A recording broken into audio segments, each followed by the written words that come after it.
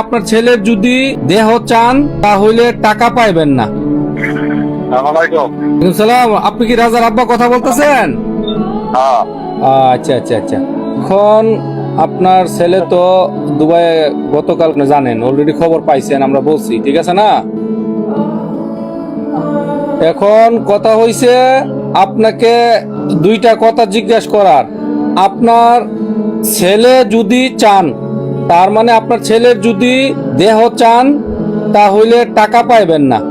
আর যদি বলেন যে আপনার ছেলের দরকার নাই, টাকার দরকার, তাহলে অনেক টাকা পাইবেন। তখন কথা বুঝছেন না? আবার কমু, আপনার ছেলের দেহ যদি চান, মানে আপনার ছেলে চাইলে টাকা পাইবেন না, আর যদি টাকা চান অনেক টাকা পাইবেন। আর আপনার ছেলে লাই দেশও দাফন করে দিব। এখন আপনার কোনটা দরকার? আচ্ছা, তো তাহলে আপনার লাই টাকা দরকার নাই নাকি?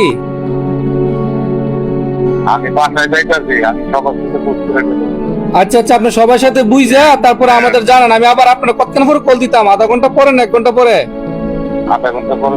ওকে ওকে ওকে। জি জি জি জি জি জি জি জি। ওকে ওকে ওকে। তার আব্বারে ফোন দেওয়া হয়েছে, তো এখন তার আব্বা বাড়িতে পরামর্শ করে বলবো টাকা লাগবো। তো আমরা এখানে অনেকেই খারাপ লাগতেছে। যাই হোক, তার তো কোয়া উচিত যে আমি টাকা পয়সা চাই না, আমার সন্তান চাই, আমার ছেলের দরকার আমার। যাই হোক, যাক না, এটা বলার কি আছে জায়গা? আচ্ছা যাক, পরামর্শ করে দেখি তার পরিবার থেকে কি বলে। খারাপ